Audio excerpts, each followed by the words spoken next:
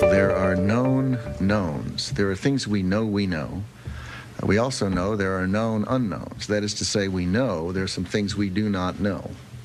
But there are also unknown unknowns. The ones we don't know, we don't know. Excuse me, but is this an unknown unknown? I'm not. Several unknowns, and I'm just wondering if this is an unknown I'm not going to unknown. say which it is. A masterclass in waffle there from Donald Rumsfeld, the former US congressman under George W. Bush. I don't think there's a better example of a politician learning how to say something whilst absolutely saying nothing. In this case, he was using that to try and dodge some rather difficult but important questions. But I do think he does have a point.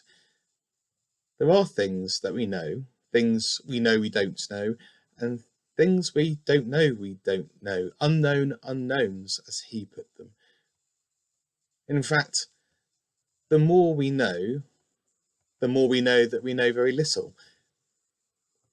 The more we learn, the more we grow, the more we realise there are more unknown unknowns than we even could possibly be aware of in our whole lifetime. And so where does that leave us? Does that mean that we should lose heart and be despondent? Nothing can be known. Well, it was a philosophical movement for a while, but it's just not a way to live, is it? And actually, acknowledging there are things we might not know doesn't mean we need to let go of the things that we do know. Instead, we act with the best knowledge we have, try to learn a bit more, but have some humility that actually we don't know everything. But I think that also leads us to the idea that not only are there unknown unknowns, but there are, in some senses, unknowable unknowns.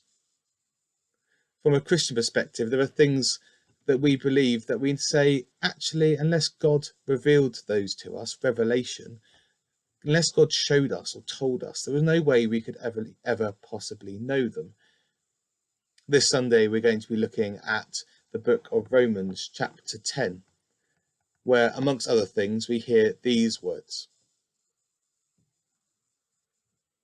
How then can they call on the one they have not believed in?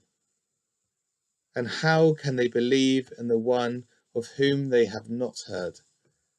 And how can they hear without someone preaching to them? And how can anyone preach unless they are sent? As it is written, how beautiful are the feet of those who bring good news. And so that leads us to some humility, doesn't it? We don't know everything. We still need to learn and to grow. We still need to listen to one another. We still need to explore. But we also know, if we are followers of Jesus, if we know the good news, then we have something that is not only the most precious and most wonderful thing, but also is an unknowable unknown for many people.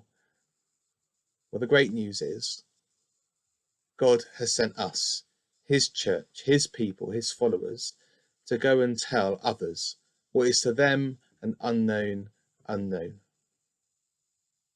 Who will you tell in word and in deed this week?